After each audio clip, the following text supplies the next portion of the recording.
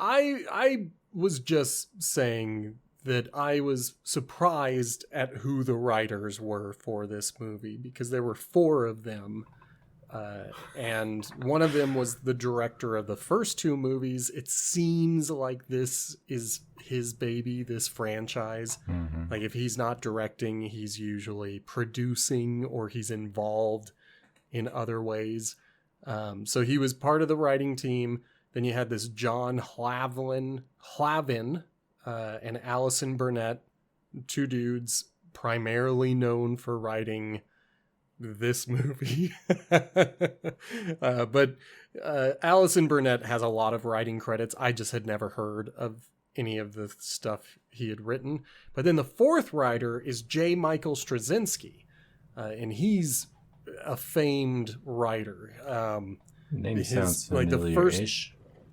The first time I had heard of him was in the 90s when he was the primary writer of Babylon 5, the television show, and he sold it by saying it has to be this many seasons and you have to play the episodes sequentially. Every bit of the story is planned, and that's what we're going to film, and that's what the audiences have to expect to see in order. But he also has a comic book background where he wrote for Spider-Man, Superman, and Thor, as well as several other characters. But just a huge name writer. Just seems a bit in this comic booky, but yeah. I don't know how much that's gonna help it. Are you saying this was not a 10 out of 10 movie? Sure, yeah, this is not 10 out of 10. All right, well, let's talk about it then. This is not 9 out of 10. This is not 8 out of 10. If you keep going, you're going to reveal too much.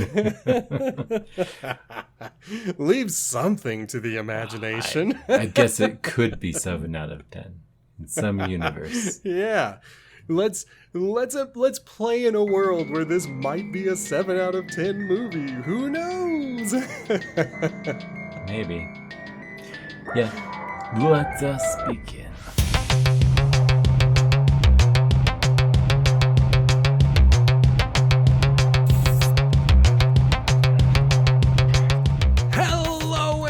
Welcome to Potato Chip Pictures, the movie franchise review podcast. I am the Sammy Davis. Hello again, I'm Justin. And today we are looking at the 4th movie in the Underworld franchise, Underworld Awakening from 2012.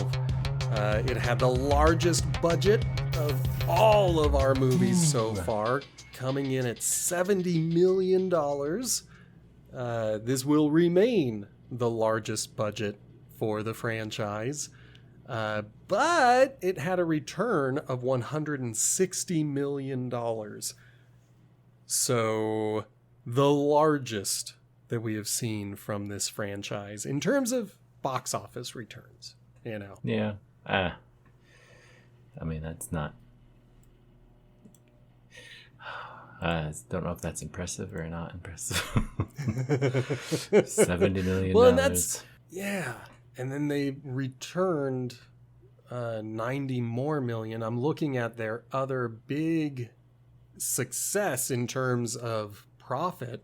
And that was the very first movie where they returned like 73 million. So this did have the largest profit margin as well. So good on them for that, I guess. Like, they finally had a bigger hit than the first movie. I mean, for the whole reason that Celine is back. I mean, that I think is the main draw. I think that was what they used to advertise this particular movie. They were like, Kate Beckinsale returns, and she's almost naked. Although I think that's a CG body of our naked Celine early in the movie. Just hanging upside down in a frosted, what do you call it, when you freeze somebody? Oh, cryogenic yeah, chamber. cryogenic chamber. Yeah. She's upside down. It's like, why? And then when she gets out, there's lots of very CG, very intelligent fog that Man, shrouds her body no matter where she moves. But whatever. That's how you get to $70 million. You pay animators for your intelligent fog and perfect body. Yeah. Imagine that they paid their news coverage team quite so much. I feel like that's what makes most shows feel unreal, even though it's already a werewolf and vampire story. Yeah.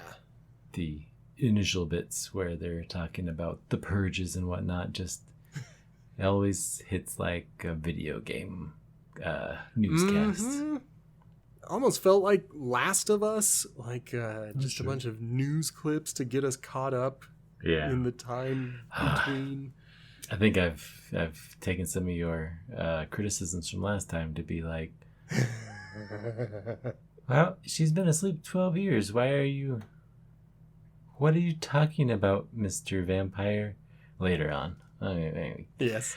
Can go bit by bit, but it's like, Yes. we've been suffering for a long time. And it's like, it's been 12 years since she fell asleep.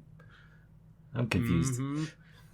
All right. Well, the last thing I had is it was directed by the team Merland and Stein. That is Mons Merland and Bjorn Stein.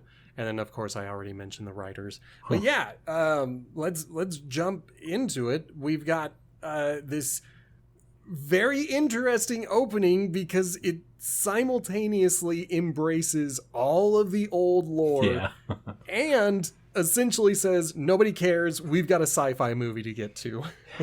Yeah, I could agree with that. I feel like it's just, here's the backstory of my character, and then like the time doesn't matter anymore. Like somehow from the wiki, this is 6 months after evolution. Revolutions, I can't remember which one it is. Evolution. And so we get Celine and a hypothetical Michael. I mean, he's there, but they get separated. The very beginning and right the very end. Yeah, right before they are frozen. And I don't know that any of that covers what happened in Evolutions, even though I don't remember what happened in Evolution because they didn't specifically call to it, but I think what they did was better. I genuinely think this was the one time this franchise ever trusted its audience to be intelligent. In that, in Evolution, they had Alexander Corvinus, I think, the immortal human. Oh, yeah. And he said that he had been cleaning up behind the scenes so that the mortal world never knew about the vampires or the Lycan. He is dead, and 6 months later, anything that any vampire or Lycan does no longer has a secret organization cleaning it up. There are witnesses. They are reporting things. No one is coming to their doors to, threaten their lives if they should speak. The movie never tells us this, but that is the entire premise for the rest of the movie. The fact that now the mortal world knows that vampires and Lycan exist. Okay. Because there's no longer an Alexander Corvinus. Pop quiz. First movie, how many vampires exist in their little city? Well, we only see their coven. And Okay. they mention that it's just their coven. But they do suggest there are 3 covens because there are 3 elders. And I'm saying that because they say that Amelia's coven is merging with Victor's coven, even though it's going to be Marcus who comes out. And so I had thought, well, maybe that means that Marcus has a coven that's already here or something. Maybe. Second movie, we learn Marcus never had a coven, and Amelia and Victor were part of the same coven. And then fourth movie, they're like, there's thousands of covens. They're everywhere. Exactly. I was like, we went from the original, like, 3 people. We went back in time with the original 3 vampires and their dad. And, like, I imagine the covens stay underneath whoever's the main vampire. But then we have, like, I think maybe there's some kids, but they're like, well, it's Lycans, but like in the video montage, there's like, let's pull out all these people from where they live. There's vampires and werewolves among us. It's like the vampires at this point still are sensitive to light. How would they have blended in to your society that you are doing a purge? So minus 5 points at the very beginning, because what is this population burst in 6 months that populates an entire like city that they have to go under martial law? As for the vampires, I'll agree with you there. For the Lycans, they kind of were like, oh, they hit underground and now they've like, but even then, they're not in society if they're underground. Yeah. Bad start. Horrible start. Yeah. And it's the entire premise. I get where you're coming from, but I am good with it for 2 reasons. Okay. First one is that I'm following along. I'm like, okay, this makes sense. We're in a world where the cleanup crew is gone, so of course that would lead to repercussions. So I'm buying into that on its own. But the second thing is, this whole franchise is known for just making up lore as it goes along and being like, who cares what we said in the past? This is what we're saying now. Like, yep. Now there so are I guess thoughts. I've been primed. Yeah. Like, I guess I just accept that now there are thousands of them. And if I had to give a defense, the weakest one I can give is that when the elders are killed, the vampires scattered. And what looks like thousands of covens are likely just groups of 3 or 4. You know, we see a large one in the movie, so I'm contradicting myself. Like, yeah. And even that guy, who is he? This other vampire we get to see. How does he come into this family tree? He wasn't in the other movie. Granted, this is a movie that exists. Like, now it's trying to make a movie with the plot that doesn't necessarily have to exist with the rest of it. So I can get my brain into there and say that's probably where it's going to start from. But I think it sets up a couple of obstacles and tripping hazards later on, because the rest of the world that hasn't been frozen has to somehow react to the purges. Before we get to the quote-unquote present, I have to point out the thing I hate in the intro. The thing that... So I watched this movie twice this week. It's one of the... I think this is the only one I've watched twice. No, I think I watched the first one twice. But the point is, I was like, I'm going to watch this again to make sure I agree with myself. And both times when they ambush Michael and Celine, they say 3 times that they are using a silver grenade. They first say, load the silver grenade. And then they say, or maybe they only say it twice, but they do say, fire the silver grenade. And it hits Michael square in the chest. Yeah. And like sticks inside of him. Yeah. So I kept waiting for what a grenade is supposed to do. Exactly. Which is blow up. And it never did. They had to find a UV grenade and throw that in the water. But like, oh man, that makes me so mad that they made it a point. They made it a big point that this is a silver grenade. Because he's probably and a it just werewolf. didn't blow up. Make sure you use the thing. surprise, hybrids are immune to silver. That's Yeah. actually a really big plot point for this, so I give him that. Yep. Did we But learn he that last shouldn't time? be immune to Explosives. explosions. Yeah. And yet it never exploded. Oh, it just makes me mad. But you're right. I don't know if they ever established that Michael is immune to silver, but it is a huge idea, and it becomes the driving factor of the third act of this plot. But which I did kind of watch 1.5 times. I had to figure out what in the world was happening with these Lycans. Okay, I have to give my big picture statement now, and that is that this movie is incredibly dumb, but it is fun. And so that's where I'm going to stand. And there's going to be a lot of times when we're talking about something and you might point out a scene that's incredibly dumb. And I do agree with you, but I might defend it. It might just be dumb fun. Yeah. Anyway, let's carry on. Yeah. If we get through the intro where they're separated, we see that Celine wakes up upside down in the nude, cryogenically frozen, which doesn't make a lot of sense. But we get to see that she's escaping, and we are starting the movie off with an escape from holding. It's very dramatic, lots of action, lots of slices and bloods and guns. My main criticism is the damn lights. Can we stop flashing the damn lights? Because it's horrible.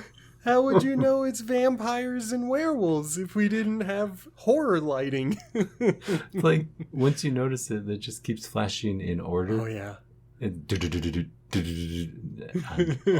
think there's even a sound effect that goes with it to really make sure we know the lights are strobing. I'm like, is this an alarm setting? Because it's horrible.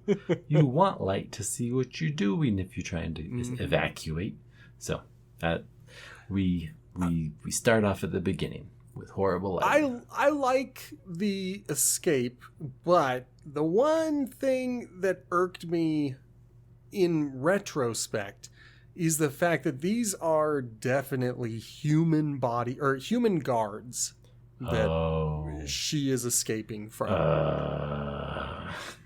No, it's true. She can slice necks. She can use regular guns. This is horrible. Why would werewolves have silver bullets? Horrible. You're doing a horrible thing.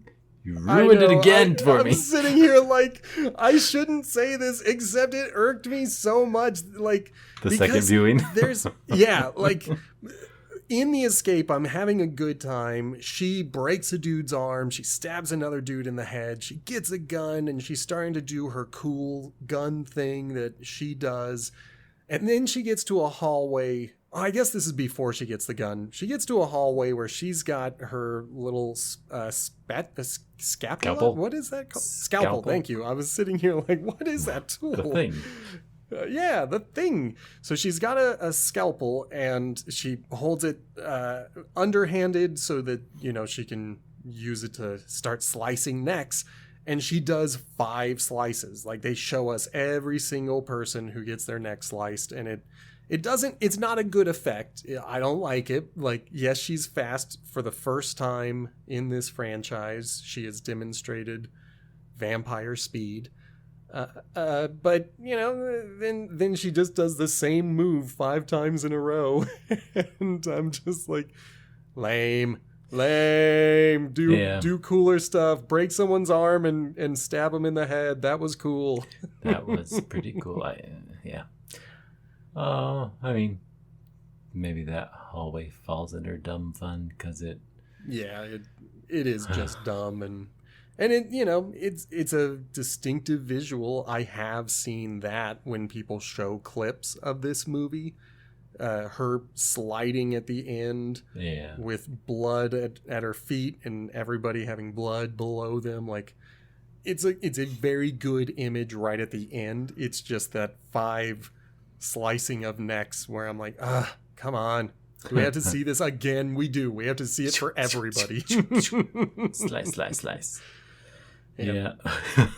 I love that her shoes are in a little glass container next to other bottles of medicine or whatever, and her corset is in a thing next to other things, but we never see her grab pants. She should be pantsless coming out of this place. Same with her shirt and trench coat. Those aren't anywhere that we see. But why do they have anything stored with their scientific equipment?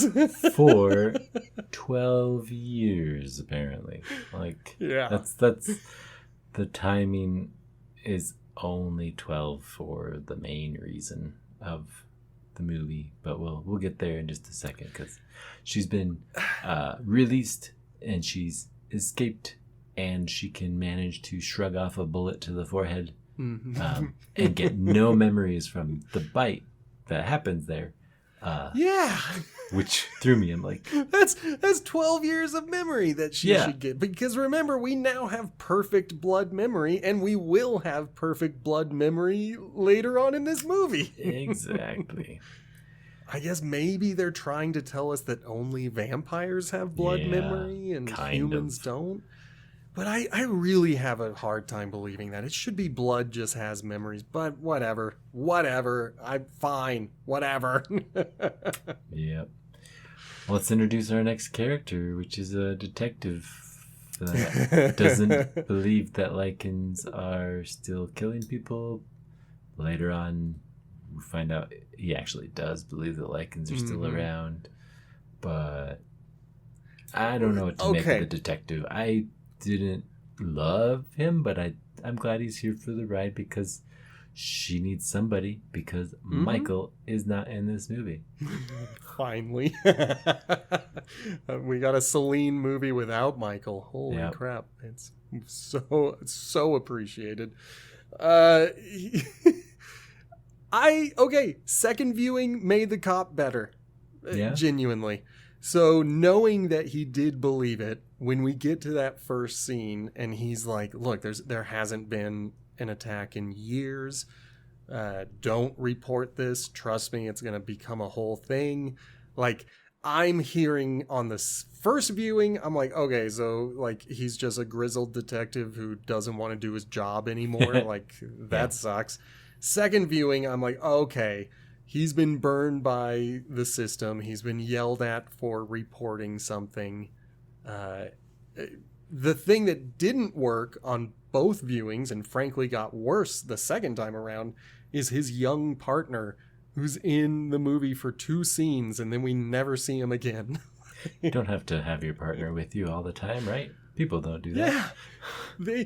They try to set him up as this guy who's going to be a problem because he's, young and by the book.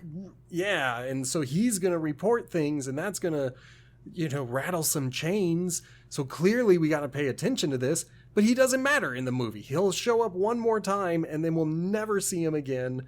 Nothing ever comes of this. Like, I hate wasted characters. Well, it's a good thing you don't see another face that you only think is important because the actor is a beautiful man. Like, there's this crowd. Here's a guy. He sees Celine. He's going to follow her.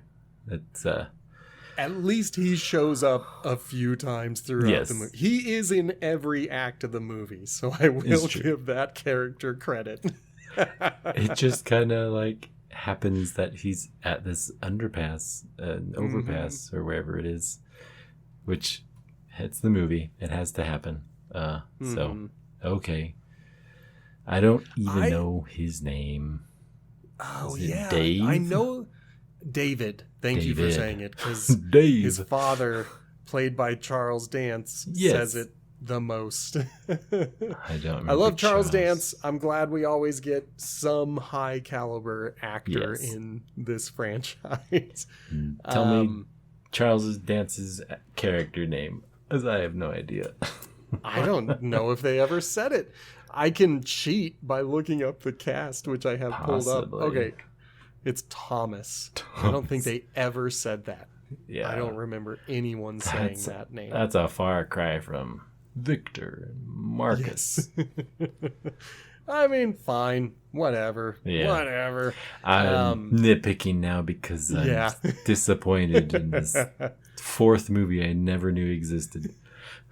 Well, I gotta tell you, David, played by Theo James, I kind of liked his character. If we have to have a pretty boy like, who was it, Michael from the first movie? Yeah. Like, fine. If we have to have one, give me someone as pretty as Theo James. But also make him a character that matters to the story. Or at least wants to matter. He's he is a revolutionary, and you like those. I'm such a sucker for those, so I'm glad you picked up on the main reason I ended up liking him. He's idealistic. Yes. It just feels like you since age doesn't matter, it's like, well, you could be 100 years old, have gone through all this. That's why you're still idealistic, because you've been through some times of change that come out the other side. But here he feels like somehow young vampire. But yes. It's like weird. Within the past 12 years young. Yeah. Like he's definitely doesn't respect his elders. He's got to be older than that because he knows about the death dealers and he knows about the elders. He knows the whole history of Celine's betrayal, because he's, saying that it's hers. But I have to say, what really got my attention, because we're still at the underpass, was that I thought he was a reporter. And it wasn't until we get to the sewers and he pulls that strange blade that I'm I was decently happy with the blade. Oh yeah, it's very cool looking, very good for the Underworld franchise, where our super undead creatures always use conventional weapons, and his is this really awesome, almost like crap, I can't remember, brass knuckle style sword. Like it wraps over the knuckles of his hand, but it's still the blade. It's just very cool. And then I was like, I don't think he's a reporter. I don't think we learn what he is, if it's a cover, if there's any cover story, because we only see him go back to the coven and then here on the street. And I don't think he has a cover story. I think he imagines himself a death dealer or whatever Celine was. And so he's just out on patrol, but at street level, because he doesn't know what he's doing. I think he's a good inclusion and not a throwaway character necessarily. I do think later on there's some the partner. There's some Matrix-inspired shenanigans that happen with him. Oh man, I'm so glad you picked up on that, because I was like, we're back to the Matrix, baby. Right. So it's not like it's bad, but the sewers even have this flashing light effect that I just absolutely hate. I think the second, or maybe just the first one, sure, the lighting was gray, but show me stuff. Stop flickering. I can't see anything. Can I tell you one of the reasons that I particularly noticed it? I kept thinking back to A Quiet Place, where whenever the creature showed up, the lights would flicker, but that's because it's an alien, and that's what aliens do. They, I guess, they mess with electricity. Sure. What's the excuse for vampires and werewolves? Why do lights flicker when they're around? Don't know. It's only in high stress situations. Yes. And so I think it's just like, they were like, well, that's cool in horror movies. Like, let's have flickering lights. I guess. And up to this point, right before we get introduced to whoever Celine is apparently got tunneling vision to subject number two. Subject one? Subject two. We have assumed that subject two? I have no idea. Because subject one is Celine. Okay. So subject two is the one who helped her escape. And you're right. We've been hearing bits and pieces of the audio. Sometimes it sounds like Michael, I would say, just like a manly breath breathing noise. Yeah. But we find out that it's a kid that's 12 years old. Surprise, Just a surprise. child. And Celine saves her, and they are going to take her to the dude's. I'm trying to remember exactly what they say, because they eventually end up in a chase and they have to go to the coven because the kid gets injured. But the kid shows some powers. It's so what I'm going to say to this part of the movie's credit is that it is very dynamic. It goes quite quickly from them discovering that it's this little girl and not Michael to them running away from the rat-style werewolves, which I also thought was such a wonderful touch that is going to go away after the car chase. But the fact that some Lycans are living rough, pun intended, I guess, where they look more like rats than werewolves. They're very skinny, very long. I was going to complain about that because they didn't look like wolves. I didn't consider them looking more like rats. Yeah, I was like, ooh, that's a good touch. My criticism of it is that we later learn that that's essentially manufactured poverty, which might also be like one of this movie's accidental pieces of genius, but I don't think they intended for that. I think it was a mistake that they made. Anyway, so I was into that. I was like, all right, I'm very good with these werewolves, and I'm very good with the fact that they're immediately running away, stealing a van.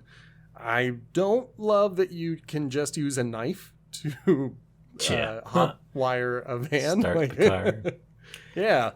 But, whatever. It's sake. Yes, exactly. And it's quick, and we're off to a car chase.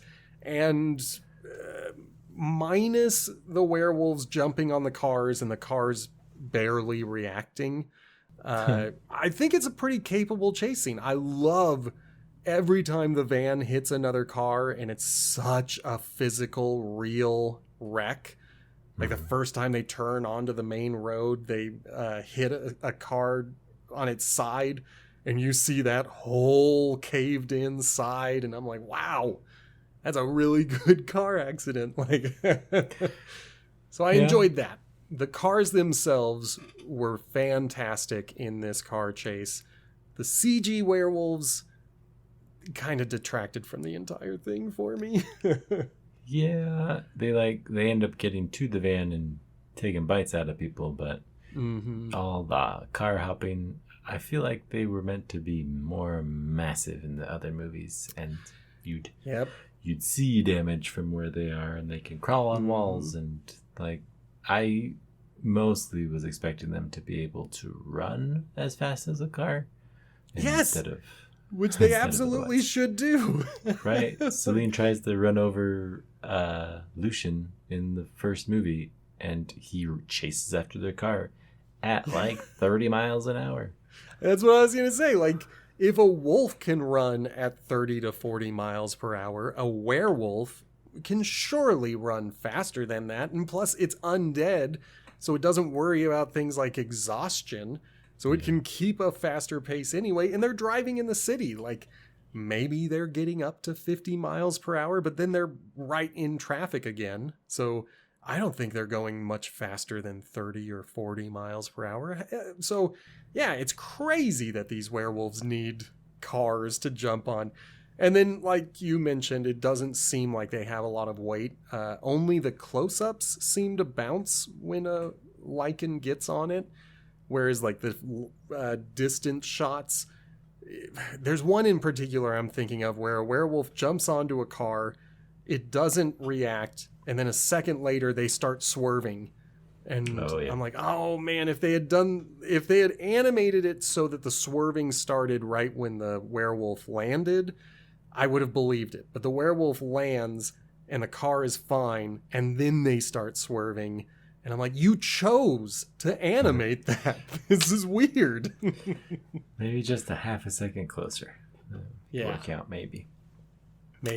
That's where I'm at on that one.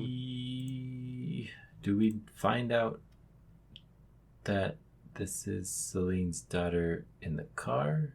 Yes. right Okay. after the fight. Because they're Okay. still driving. She has to trade seats with David so David can drive and she can go to the back. And then she bites the child. And I'm sitting here like, you just watched this child rip a werewolf in half from the head to the chest. And now you're going to bite her wrist? Like, she looks pretty agitated. I imagine she can rip you in half as well. I've mostly been curious because she like transforms into her hybrid self. Like, how much in 12 years does she know about her own status as vampire werewolf? Because she's apparently a hybrid, because this is Celine and Michael's daughter, which she must have been pregnant before the what do you call it, freezing. But then you I don't know. you didn't freeze the child, or did you clone the child? Like, I how thought would freezing her get you a kid born in 9 months or whatever? Yeah, because the child is 12. We're in a 12-year time jump. And she's the one in the van who's like, do you know who I am? And Celine's like, no. Yeah. And she's like, I'm your daughter. I can't believe you don't know who I am. There was even a guard who said, wow, this girl's going to die and her mother next door will never know who she is. And it's like, then why were you mad that she doesn't know who you are? Yes, the beginning of this relationship entanglement isn't very clean. Like, if you dig at it, it's not gonna. Yeah. You're not gonna find much gold in there. Whoa, we thought this through. I will say, I enjoy is the later. Criticism of the whole franchise, by the way. Yeah. Later, when they do talk, and Celine gets to explain that she's not like upset. She just had her. Oh, I was gonna say husband. I don't know. Her dude, Michael, with her, they got knocked out, and then 12 years later, she's meeting this girl that has his eyes, and I was like, that little moment when we get to it at the coven is nice. I think it's a quiet moment that tries to earn more of the resolution of this movie. So I appreciate it for that. But the beginning is a little rough. There's plenty of problems with how they're reacting to each other. You know, I never was good with the hybrid effect when she would Hulk out and go creature mode. I just don't think it looks cool. I don't know. It's contacts. I guess that's the problem. Yeah. Like the eyes work for me. I like the concept of having both the eyes, where werewolves have this eclipsed moon as their eyes, and the vampires have this blazing whiteness, and put together it looks almost like the Ring of Fire. So that conceptually, all of that is great. The eyes, wonderful. Thumbs up. You did something really cool, and I can appreciate that. The blue face and the stretched features, those are a little weird to me. And I get it. You have to do something to account for Lycans who change into a full wolf unless they don't want to. No more advanced ones in this timeline. Yeah. It's just of all of their effects, I get it. You have to combine werewolves and vampires look like humans. They just have fangs and contacts, whereas werewolves have a full CG body that they have to deal with. So what are you going to do when you combine both of them? So it's a tricky place to go. I just didn't love Subject 2's creature look anytime. Yeah. Her name is something. It's Eve, but I object. Eve. I don't think they ever said her name. Okay. I was like, I don't know that I hear her name. Yeah. Yeah. The internet tells me it's Eve, and maybe the credits told me it was Eve, but the movie told me it was Subject 2. She told me it was Subject 2. Yeah. After 12 years, What's your she calls name? herself that. Yeah. Yeah. Well, we keep jumping to the middle/end of the coven. Let's go to coven, the because we get Charles Dance. We yes, get a puzzle door that opens, yet somehow Yes. Lycans get through it. yes. And then we get I don't know, what would you call it? These spectrums of revolutionaries. One that just wants to keep hiding until it blows over, and the other one that wants to force it to be over. Which it's a easy conflict to make, and I think they both play their sides well. Charles Dance is less wanting to have anything to do with the hybrid people, and Vampire Theo, he's ready to stop living underground or whatever. But vampires are still sensitive to sunlight. What are they supposed to do? Yeah. I have to say that this coven feels more Anne Rice than any of the vampires we've had in the Underworld franchise. Now, with Anne Rice, I've only read 2 of her books, Interview with a Vampire and Queen of the Damned, or at least the books that those movies were based on. And then I think I watched one more of her movies, or movies based on her books. And she's one of my favorite modern vampire writers, because while she is bringing in her own lore, she is respectful of what came before. But you get these very complicated and emotional vampires, and you get conflict between vampires that are rooted in those emotions and not necessarily in power grabs. And so whereas the first couple of movies were all about how petty the vampires are, now with Charles Dance and his son David, whose actor I've already forgotten, Theo James, with these 2 actors playing off of each other, we've got this conflict that's rooted in the reality that we live in now. And so for the first time in this franchise, I liked watching the vampires. I was like, this is dope. This is great.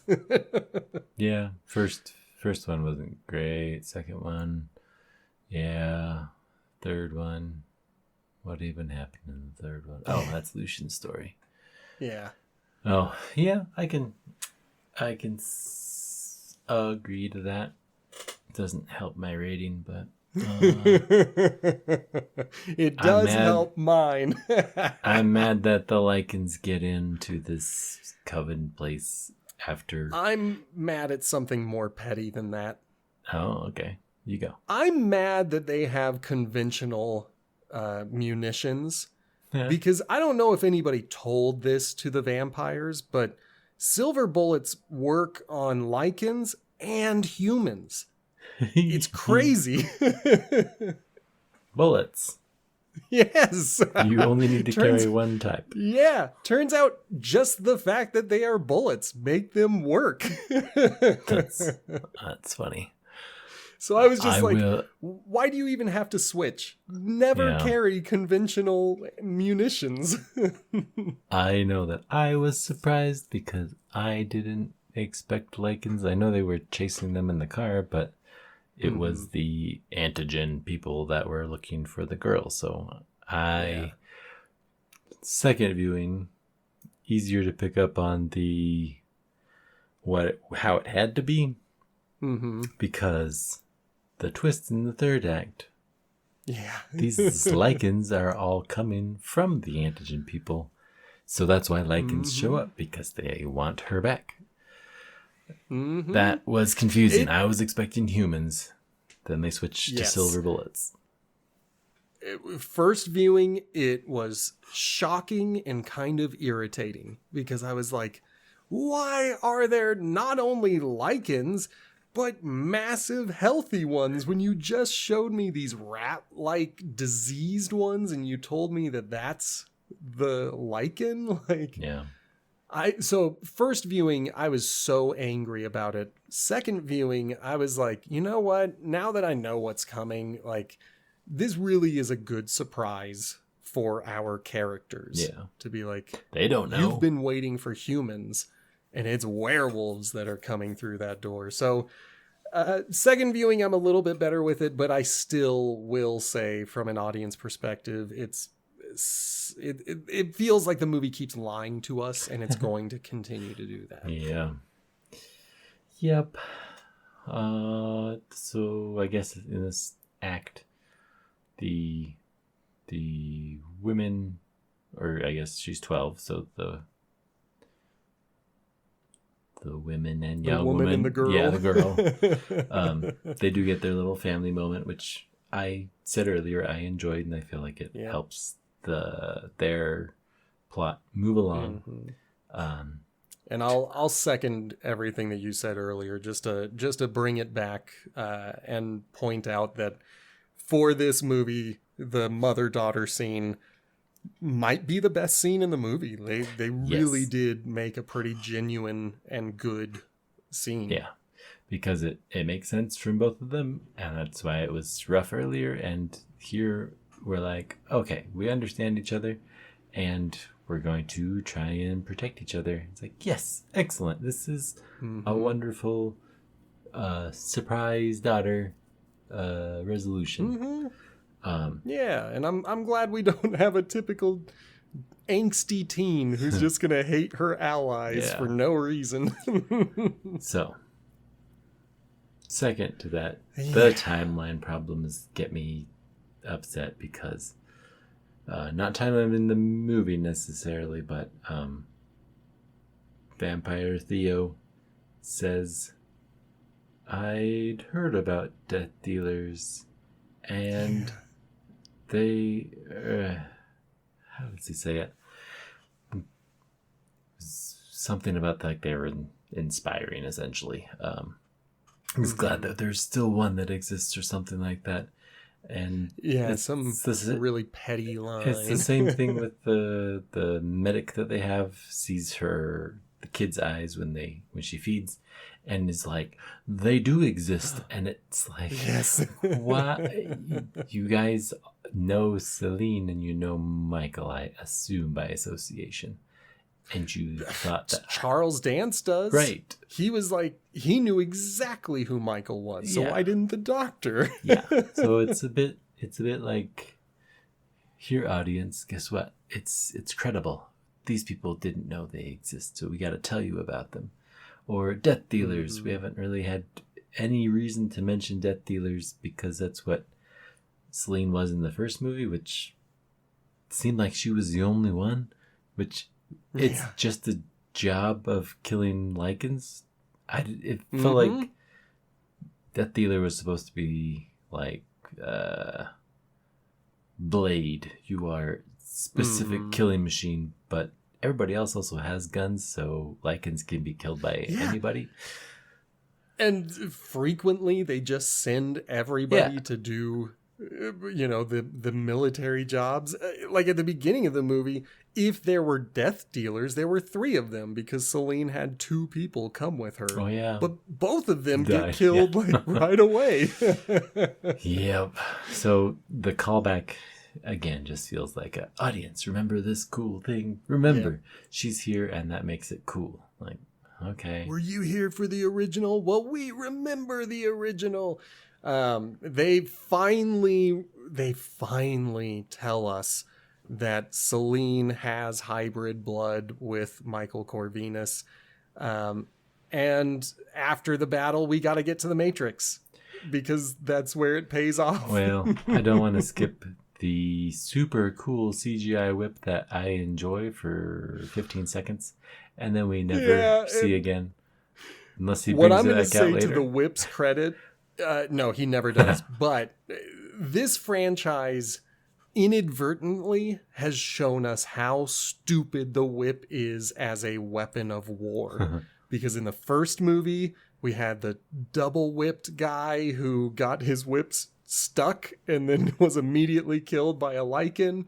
And the only other whip dude we saw was in the third movie, the prequel movie, and that wasn't used for battle. That was used for torture. Yeah. And now we've got another dude, and he does some cool thing to the first Lycan he finds. Then he wraps up the next Lycan. Then he's throwing his blade, but he forgets that wrapping up a Lycan isn't enough to kill them. Like, the dude can still move, and he certainly does, and immediately tackles him. So, like, the whip didn't do anything. Yeah. The whole fight, yes, the vampires are supposed to lose. We find out that vampire Mr. Dance trades out the girl because Celine gets knocked out by a giant werewolf that can heal. I do think it's like everything in a movie, you want to imagine that it's an intentional choice, doubly so for CGI, because she fights the giant werewolf and stabs it and breaks off a piece of the sword. And the silver sword. Sure, silver. Maybe it's regular metal because silver metal doesn't help if you fight humans. Or I don't know. Yeah. Same problem. No, they grab their silver by that point. I'm only pointing it out because of who this giant werewolf turns out to be. She snaps it, and essentially, I imagine that leaves that bit of the blade in his body, and it heals over. Like in the end. Just swallows it. Yeah. In the end part, the healing up also happens. And so it feels like that's a nod to the future of, she knows that he heals and she can leave pieces in him. Like, the first time she can leave things there, like a little bank. I guess, yeah. But she... It made me angry. It still makes me angry. Like, okay. For the plot ahead, it turns out that this particular Lycan has been getting inoculated against Silver so that he can survive Silver attacks. This is our first hint towards that. But when he reverts, there is going to be a 5-foot-long blade that's going to be condensed down to his normal 6-foot body. Like, even if he's not allergic to the silver, he is allergic to sharp in his organs. That part still bugs me. I'm like, why is there no consequence? It's because I guess it's a fantasy movie. I'm trying to think if there's anything else special about this part of the act, because it's just first act, she escapes, child escapes, they go to a coven and learn more about her hybridness. Second act, we get fights and Theo dies in the fight. Celine manages to resurrect him and she's got to head out to rescue the kid.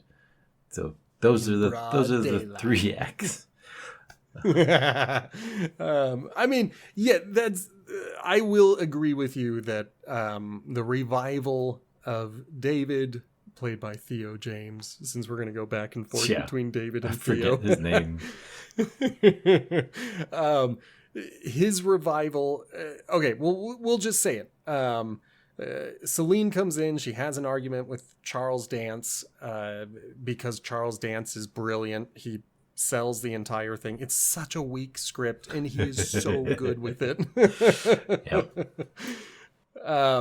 And in their argument he makes a point about how because of her his son is dead, and I can't remember, I don't think it was here that she talks about Corvinus. I think it was way earlier while the child subject 2 was asleep that she was talking about Corvinus, but she cuts open David's stomach and cuts her hand, and then pulls a Neo and reaches in to pump his heart again. And I guess because her blood touched his heart, he's now a hybrid, maybe? So it's in the places that I was trying to figure it out. It's because she had like the immortal blood from that second movie. She's got the original Corvinus strain of the virus. Unclear if that makes him a hybrid, because she's not a werewolf. But our third act assault happens in broad daylight. Yeah. Someone says that at one point. They're like, she's out in the day. Yeah. Ah! So for David to show up at all means that he had to, leave the dam, go into the city, and get into this building all in broad daylight. So I think he's also a hybrid. Yeah. Of sorts. Hybrid vampire, immortal blood, so the sunlight. So essentially they get the immunity to their weakness that the werewolves want. Yeah. He's got Celine's version of hybrid. Yeah. Where he's just a daywalker. Like that's all that changed for Celine. That's all that's going to change for David. Are we going to do Blade? I really hope we do. I hope so. I genuinely hope we do. Every time I've called Celine a daywalker since the second movie, I've always thought of Blade. So yes, I of course want to do the Blade trilogy. I think I've watched the first one, but that's about it. It's a great one. I know I've watched all three of them, and I think it's similar. Well, I don't want to speak to it. I don't want to speak to it because we're going to watch it one day. So, yeah. Anyway, I'm contending, and the audience can correct me if I'm wrong, but I think David is now a daywalker hybrid, just like Celine. Yeah, I can go with that because he has to be to get there in the daylight. Yep. And I think Subject 2 is a 3-part hybrid because she has Celine's blood. And now I'm thinking about it where I'm like, the timeline gets all screwy when we think about Subject 2. How did she get incubated and how did she get born? I don't understand. Yeah. In the Coven scene, they point out that she didn't have original bite marks. Yep. So they made her into a hybrid through injections. So was she just someone else's child that they started shooting up? Or is she a product of I don't know, is she a test tube baby? Right. And if so, why would she need the injections? Yeah.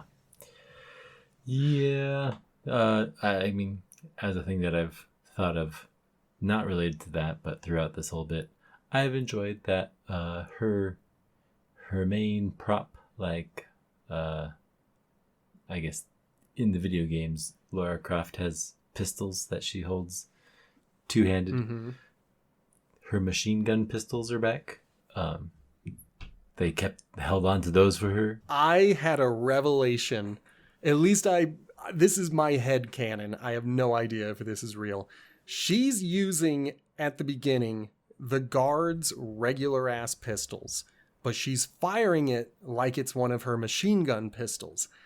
I think that's vampire speed. Oh. I think they're saying that she is pulling the trigger that fast that it sounds like a machine gun to us. Maybe. Sure. Because otherwise, that's my headcanon. How does she get the guns that she's had forever? How does she have every gun she touch turn into a machine gun? She's got the video game backpack where they're just in your inventory. Just ready. Yep, ready to be equipped. But my headcanon says that any gun that she touches, she can pull the trigger so fast that it will become a machine gun. To our eyes and ears. But movie never said that explicitly. I just had to point that out. Anything else from the second act that sticks out to you? Because I want to get to the infiltration so bad. Nope, nothing. The little girl is captured. The bad guys at Antigen are wrapping up their plan. and to, deliver it to the audience. They even have an evil master meeting where a regular human employee walks in to start yelling at them. Yes. Yeah, it's a bad day to pick the wrong meeting. But the Yep. lady, I think that specific side character, she had concern for the kid and was being a good human. As good as any of the humans could be, but definitely an innocent, and she had survived all the way to the third act when we get our main twist. And this is where the twist is revealed, because, oh no, the antigen is run by Lycans, and Celine even meets with the cop, and the cop tells us, oh no, Lycans keep getting released Then why back into the streets. did the guards not turn in? Like, why were they not? Until the very end. Yep. Yeah, that's... I can't explain away why it's human guards at the beginning and werewolf guards at the end. Yeah. That's also part of the dumb part of our fun. Like, as soon as I start thinking about the plot of this movie, I get so angry at how hand-wavy they are, especially here. But then when I turn off my brain and I say, ooh, shiny lights and lots of guns and explosions, it is satisfying and it is fun. And I'm so glad that we finally have a movie in this franchise where the vampires are the good guys and the Lycans are the bad guys. Yep. Lycans took us 4 movies to get there. Yeah. I think when you realize that it's quite something, because we want to root for Celine and them, and we finally get to. Maybe then the next movie will go back to them being bad guys. Yeah, they'll be like, the vampires were actually in charge of the whole government. Sure. Oh, but we get back and the flashing lights are here at this office building again, but at least she gets to do like a elevator matrix explosion setup. I was just about to say the elevator explosion might be one of the coolest things in this movie, and it's just a big setup to one big bang, and I was like, yes, double thumbs up, so cool. And then the elevators are out of service, and is that a plot point? Like, it was, why did you blow them up in the first place? It doesn't make sense. Is cool because the bombs themselves have silver dust, so but it wasn't why? necessarily to take out the elevator. It was because the elevator is at a central location and it goes on every floor. If you're gonna spread your silver dust everywhere, do it in the most central location. So it's not to stop the elevator from working, although it does turn off the elevator. It's mostly for the CG sparkles that we see from here on out, to keep the Lycans away while she's trying to escape, I guess. Yeah, because there's only one Lycan who has been inoculated against silver. The rest of them start burning, and his inoculation's not going to work. Effect. Shh, don't tell them yet. I'm like, oh man, it just is so full of holes. Okay, there was one bad part that made me laugh so hard. So as she's, going through the facility, things don't pick up in the story again until we get to the parking garage, but there's still a lot of action happening. Yeah. And at one point she gets in these air ducts, and because she can't reach her butt, she can't reload her gun. So she has to, use a grenade, and you get the silver dust to kill the Lycan. But as soon as she jumps down and lands, she touches the guns behind her butt, and they're reloaded again. Click. It worked. Yeah. Like, if she can't reach her butt, then the guns stay unloaded. I guess. That's, I do think I did see a close-up of her guns in this third act, and they look like the ones that are her special ones. So I think she's managed to secure them. maybe the antigen people were nice and just had all of her effects in a bag. She just had to find them. Yep. Somewhere.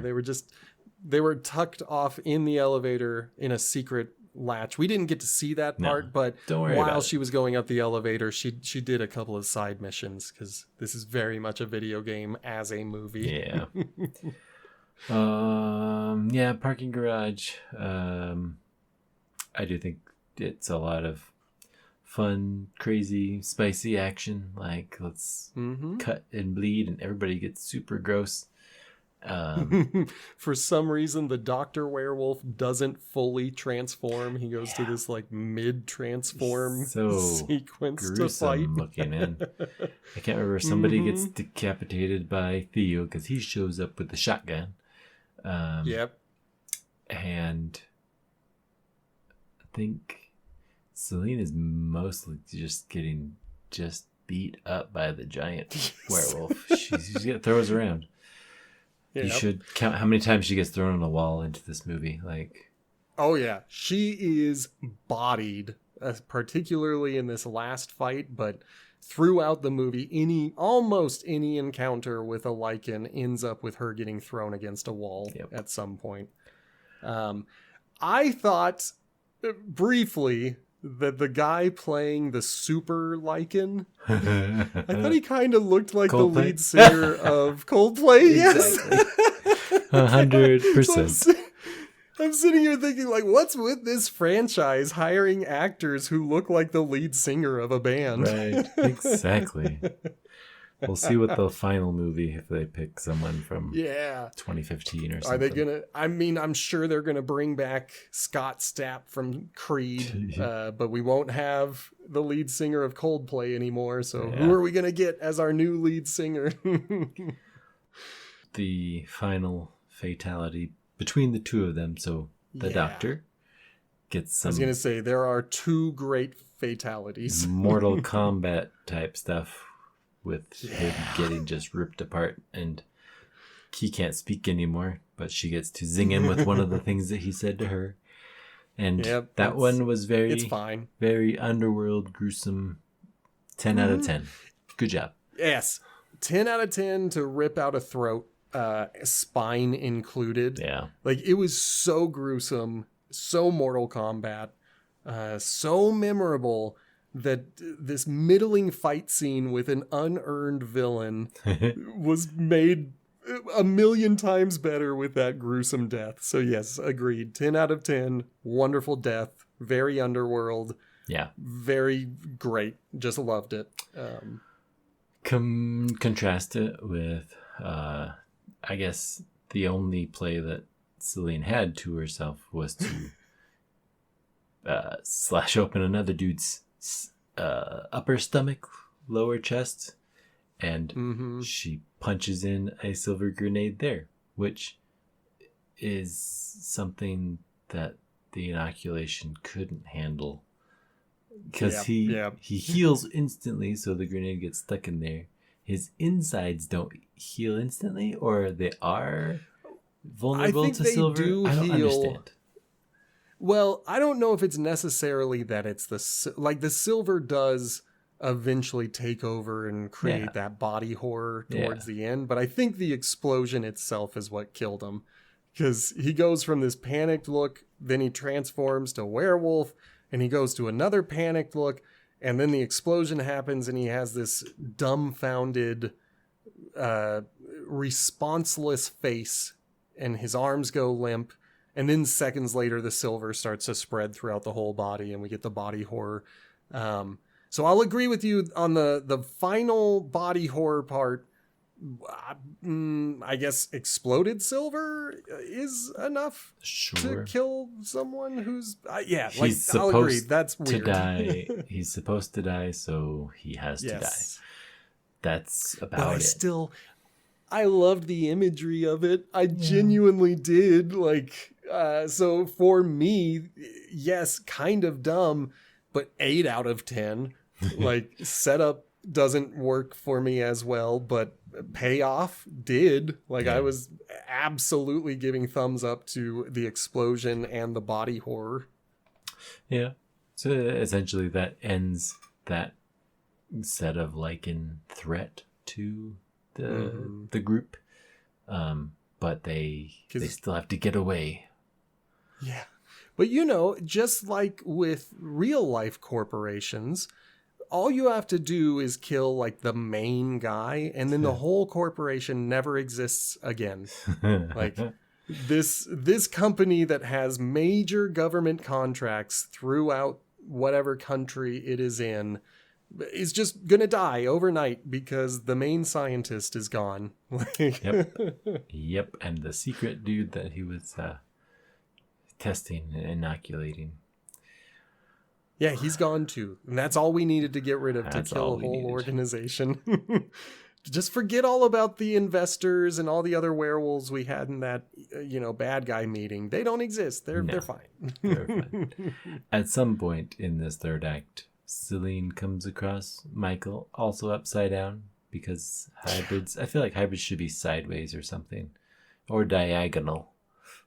I was fine with an upside down Celine because maybe Antigen knows that that's how vampires sleep. I don't know how they would know that, but fine. Maybe he's not upside vampires. Down. I have to check. He is upside down. He is 100% upside down, and it doesn't make a lick of sense. Okay. Why is Michael upside down? Exactly. Why? I was trying to give it the benefit of the doubt because I was like, I don't know. Nope. He is upside down, and I agree. It doesn't make sense. He should either be stored standing up or sideways. It makes zero sense. There is no space saving that you are gaining from putting him upside down. Or with a vampire, fine. Vampires are sometimes upside down. Sure. But why everyone? Why is everyone stored upside down? Yeah. He is there. She shoots a hole in it so he can defrost, and then he takes off. No particular reason other than we are at the end of the movie, and hey, Subject 2 can connect with him too. Yeah. But Celine can't, unfortunately. I feel like he signed up for a cameo's worth of screen time. And I genuinely wonder if it's really him. Like, it's gotta be him because that's new footage at the beginning. It kind of looks like not. Yeah, like when we get to a lot of shots just kind of look uncanny valley. But I don't know. Maybe it's the quality of the television I'm watching on. Like, maybe. I don't. It just doesn't feel like it was really the actor, and I don't even see his name in the main cast. Trivia. Scott Speedman confirmed in an interview that he would not be reprising his role for this film. A stand-in with his facial likeness superimposed via CGI portrayed his character from a distance. There it is. Oh, that's fantastic. Oh, wow. So neither of us knew that coming in. Neither of us had looked into it, and both of us are like, that doesn't seem right. Yeah. I could see, you don't have the time to film, so here we're going to cameo you. Nope, not doing any of that. Yep. Movie's over. We made it. Yep. I loved that Scott Speedman, Michael Corvin, was not in the movie in any major capacity. It's turning out that the less Michael, the more I like the movie. But did you like the third movie? I don't remember. I rated it the same as the second movie. Well, I can even pull it up. I gave it and the second movie a 3. And my main beef was the fact that this franchise had promised itself to be so lore intensive, and then they just kept changing it. But if there were any movie that I would change the rating for, it would be Rise of the Lycans. I would probably raise it up to a 4 in retrospect. Not a huge change, but I do think that I would be more willing to watch that movie than the second movie. Again. Yeah. Yeah. So you, dear listener, I'm not going to change the rating in the spreadsheet. The averages are going to have the original rating, but you can know that I kind of regret my original rating. But okay, before we get to ratings, there is one song and one song only in this movie. The rest is all original compositions for the movie. Oh. And the one song is during the end credits, and it's a song by Evanescence. And it certainly sounds like a song by Evanescence. I don't know that if I listened to the credits, I did feel like part of what made that heart pump more Matrixy was the song overlaid after it. It's like drums and rock. It works as the same as the Matrix. You enjoyed that Evanescence song, or just memorable? No, I'm not a big Evanescence fan. I used to love them in high school. But by the time this movie would have come out, which I didn't see until last week, I already had stopped liking Evanescence, so I probably would have liked the movie less in 2012 if I had watched it, because I would have been like, why are they still playing Evanescence? They're so, like, 2003, man. They're done. But I'm not upset by it. Like, I was like, yep, that is an Evanescence song. You can definitely tell what Evanescence sounds like. Yeah. Yeah, I did not watch the credits to get that or see if there's any after credits. None. I did watch it, so I can confirm none. Nothing was there. Yeah. Oh, this one all right, well, maybe wasn't as painful as I was expecting. I'm willing to go with you there, but for any new listeners here in the fourth movie of this particular franchise, we do ratings, not grades. The primary difference is where you find the average. In a grade, you say the 7 out of 10 is the average, and so you raise up all the other scores so that a lower scoring thing gets closer to what the average would be. But for us, we say in a 10-point scale, 5 is the middle, and so 5 should be the average. So if you hear us call one of the movies that you love a 5 out of 10, that's not us saying it's a bad movie. That's saying for us, it was an average movie. If we go below a 5, we probably thought it was kind of bad. If we went above a 5, we thought it was pretty good. So with that said, Justin, on a scale of 1 to 10, what would you give 2012's Underworld Awakening? There's 2 things that I like about it, and that's pretty close to my score. There's just so many annoying things that don't really, none of them are very endearing.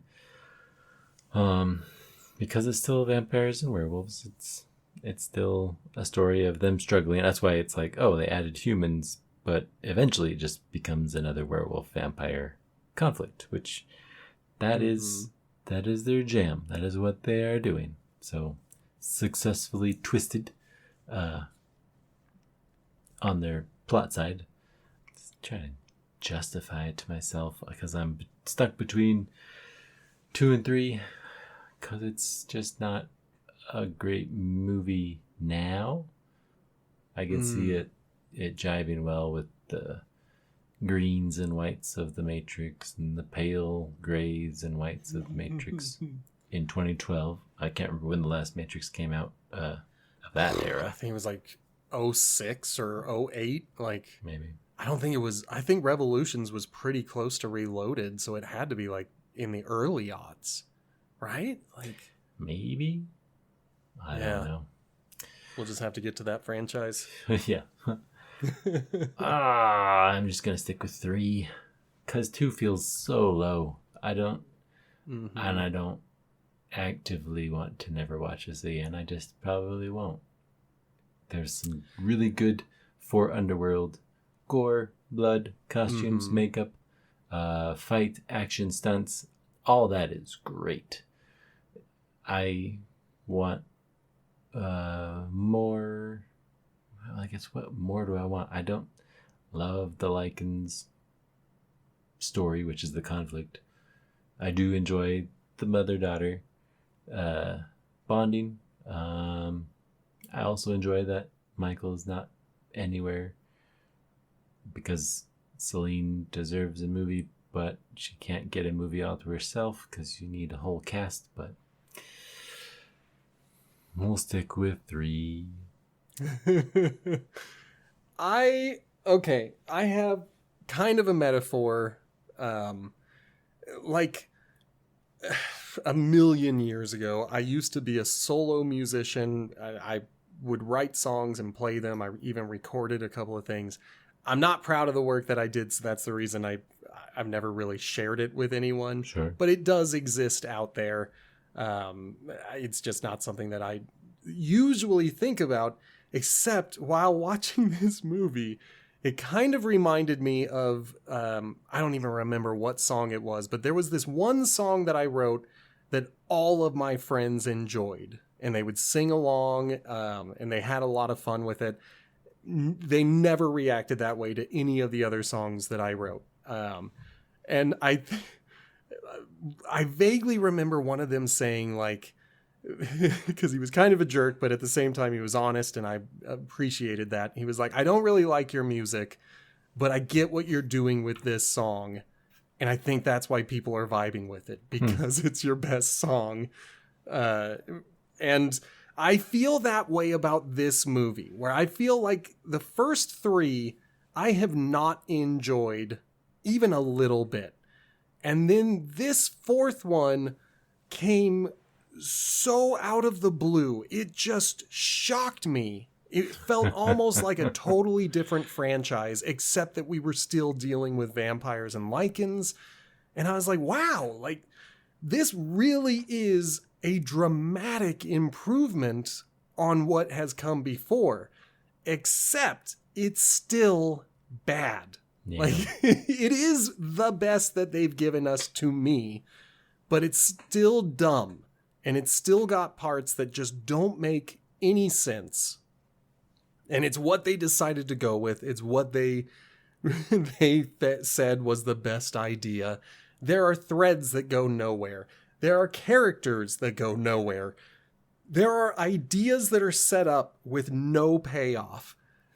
And so I have to say it's not a good movie, but compared to the 3 that I have suffered through before, it's the best so far. So for me, I'm at a 5 out of 10, and I would watch it again. I'm firmly putting my foot down. Underworld Awakening, to me, is the best one we've had. 5 out of 10. That gives us a show average of 4 out of 10, which is right in the middle. Not the lowest, not the highest. Yeah, I think I jive with the moodiness of the first one. This one is very actiony. Gosh, I just hate so much of what's happening in it. Flashing lights. I'm genuinely glad that we had different scores again. Like we're not 1 point away from each other as we have been with this whole franchise. No, I think the first one just holds a little bit of nostalgia. We have to hit some franchises that are completely new. Yeah. And it's this one definitely reeks of 2000s to 2010s, where everything was very video gamey, almost felt like it had a shine of polish put on it. So even the dark and broody movies still kind of seem shiny at times. Yeah. And this movie is guilty of being the same. I did not vibe so much with the moodiness of the very first movie, but I did vibe with the story. I felt like it was a pretty well put together story of vampires versus Lycans, but surprise, the vampires are actually the baddies. I thought that was okay. And then I was just so pleasantly surprised to have a movie where the Lycans were the baddies. I was like, sweet. That's cool. They get to be actually the bad guys that the vampires always knew they were. Yeah, they've been promising this for so many movies, and yet they kept delivering, great Lycans that we wanted to care about. Yeah. And now they're like, no, they're the bad guys. They're the government. All right. Well, our final movie in the franchise is going to happen in 4 years with Underworld Blood Wars. And it appears just from, well, I don't know anything about it. I'm just going to say it's got a smaller budget and a smaller writing team than the previous movie. And I don't know what that means. We'll have to watch it and see what we think of it. I will try and go in with no bias because we'll see if we get another body double for Michael. Mm-hmm. I feel like he's supposed to be the tease of, oh, he escaped. We must go find him. Like, oh, he's going to be a big deal in the next movie. We promise. Are we sure? Are we sure about that? Yeah. Do we know that he's going to be there? Yeah, we'll just have to find out. And again, for both of us, it's going to be a completely new movie. So please, no spoilers in the comments. And if you're sitting there saying, what comments? Well, you can engage with us on the platform you are currently listening to us on with either a rating, a review, a comment, or even better than all of that. And not spoiling anything, sharing. You can share it with your friends, families, lovers, whoever you want to share it with. Help us spread the word, get the podcast out there. If this is your first time listening, we would love it if you hit that follow or subscribe button, whatever it is on your platform of choice, and then come back next week with us. And you can find our shorts on YouTube, Instagram, and TikTok. I completely forgot the name of that platform, which is hilarious. Mm-hmm. And then finally, you can email us at potatochippicturesPod@gmail.com. And we will, of course, eventually read those emails when we get to them. Next week is Underworld Blood Wars, so until the next full moon.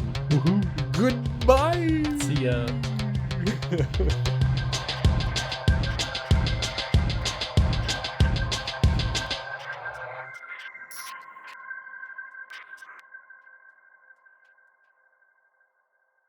I think I said until the next full moon last time. Oh, I don't recall. Yeah. I should write down an ending for these franchises so that I have at least one thing prepared. I guess, maybe. I have my notes, and then I have trying to recollect if I enjoyed the movie. I don't think I enjoyed much about this one. There's some things that were fun, dumb fun, and it felt like a shiny, dark action movie that the bad guys, good guys happen to be vampires and Lycans, like the world that essentially killed all of those creatures off. But we're gonna have one more fight about them. Yeah. And they're still gonna have a blood feud. They'll never get over it. They're always gonna hate each other. It is unget-overable. Yep, even when the whole world is against them and they're on the verge of extinction, they're still gonna fight each other.